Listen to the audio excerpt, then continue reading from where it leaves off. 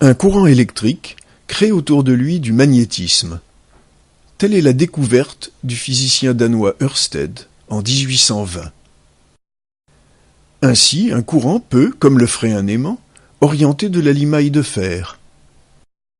Mais si un courant crée du magnétisme, n'existe-t-il pas un effet inverse? Quelques physiciens cherchent cet effet inverse avec, comme l'écrit Faraday, l'espoir d'obtenir de l'électricité à partir du magnétisme.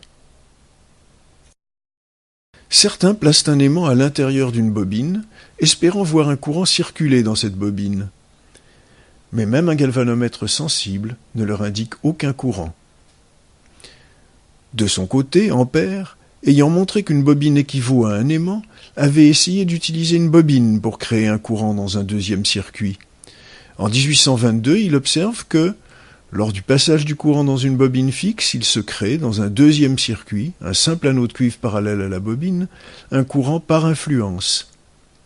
Il n'a pas poursuivi l'étude de cette expérience, qui mettait certes en évidence un courant induit, mais dont les résultats étaient incertains. Faraday rapporte, à partir de 1824, plusieurs tentatives pour induire, selon son expression, un courant électrique dans un circuit, soit, comme Ampère, par l'action d'un autre courant, soit par l'action d'un aimant, mais sans résultat.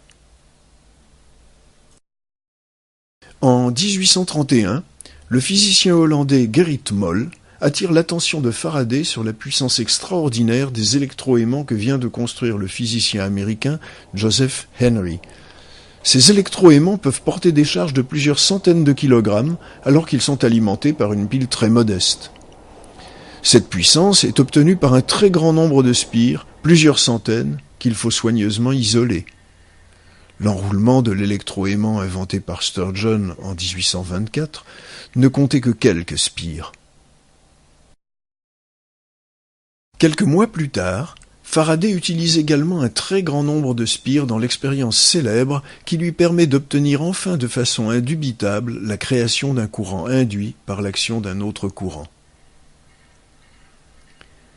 Les deux bobines, qu'il enroule autour d'un anneau de fer, comportent en effet plusieurs centaines de spires chacune, ce qui augmente considérablement, comme dans l'électroaimant, l'effet magnétique du courant. La première bobine est reliée à une pile, la seconde à un galvanomètre rudimentaire. Lorsque Faraday établit le courant dans la première bobine, l'aiguille du galvanomètre dévie fortement, mais elle revient tout de suite au zéro. Le courant induit dans la seconde bobine cesse donc très rapidement. Lorsque Faraday coupe le courant dans la première bobine, le galvanomètre dévie à nouveau, mais en sens inverse. Serait-il possible d'observer le même effet sans noyau de fer? Faraday fait l'essai en plaçant les deux bobines autour d'un cylindre de bois. La première bobine est reliée à une pile plus puissante que dans l'expérience de l'anneau, et la seconde est toujours reliée à un galvanomètre. Lorsque Faraday établit ou coupe le courant dans la première bobine, il observe, écrit-il, un effet à peine sensible dans la seconde. Voici cette expérience réalisée avec du matériel d'enseignement. La première bobine est reliée à une pile par l'intermédiaire d'un interrupteur. La seconde est reliée à un galvanomètre. Tant que les deux bobines sont à distance l'une de l'autre, la fermeture et l'ouverture de l'interrupteur ne provoquent aucune déviation de l'aiguille du galvanomètre. Plaçons maintenant la seconde bobine autour de la première. À l'ouverture et à la fermeture de l'interrupteur, l'aiguille dévie légèrement, puis revient immédiatement au zéro. Ce caractère transitoire du phénomène, conjugué avec la faiblesse du courant produit, permet de comprendre les échecs expérimentaux antérieurs. Si un noyau de fer est placé à l'intérieur des bobines, les déviations du galvanomètre sont beaucoup plus importantes.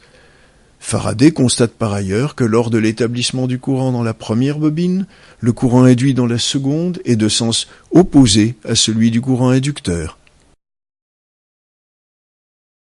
Il explore la production de courant induit en faisant varier de diverses manières le magnétisme à l'intérieur de la seconde bobine.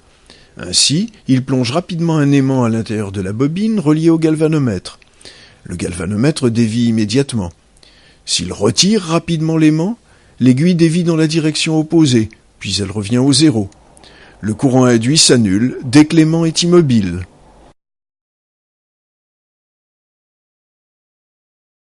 Si le déplacement de l'aimant est lent, le courant dure plus longtemps, mais son intensité est plus faible, note encore Faraday. En faisant tourner l'aimant devant la bobine, on induit un courant alternatif. On peut aussi faire tourner la bobine devant un pôle d'aimant. Aimants en rotation et bobine fixe? Ou aimant fixe et bobine tournante? Dans toutes ces machines, des appareils de laboratoire aux premiers générateurs industriels puis aux centrales électriques modernes, l'induction, découverte par Faraday, est à l'origine de la production d'électricité. Enfin, comme l'anneau de Faraday, un transformateur électrique est constitué de 2 bobines enroulées autour d'un noyau de fer doux.